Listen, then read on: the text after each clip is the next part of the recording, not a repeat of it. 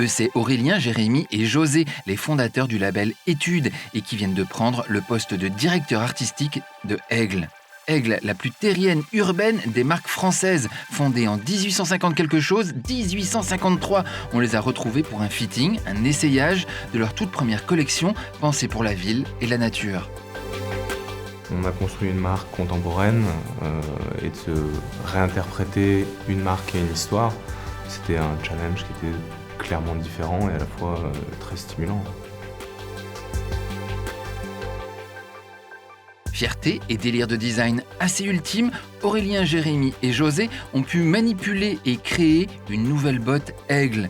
Noire, en caoutchouc naturel forcément, au toucher presque soyeux, comme une promesse de versatilité et d'inusabilité. Comment ça s'appelle celle-là ? La botte Atelier. C'est la première botte sur laquelle on a travaillé, qui est fabriquée en France, dans l'usine d'Agrande sur Vienne.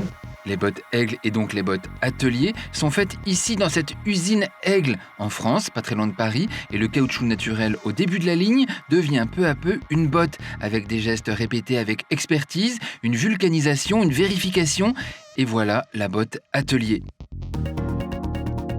On parle d'un morceau de gomme qui est à plat et arriver à lui faire prendre la forme de la botte, c'est compliqué quand même, parce qu'il y a une certaine façon de le tirer.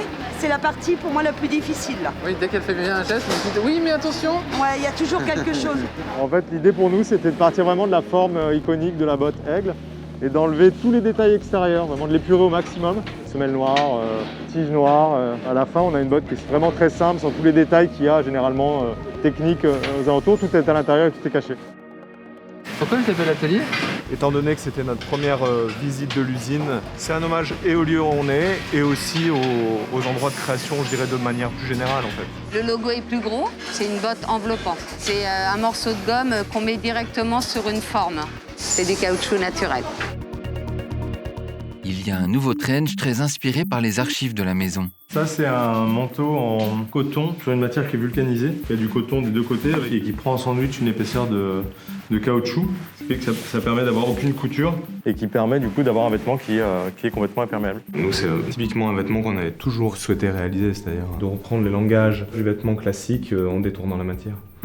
Toutes les matières sourcées sont éco-responsables ou sont dans cette démarche-là. En fait, on ne peut pas parler de notion d'extérieur et tout ce chose-là sans être vraiment concerné par tout ça, quoi.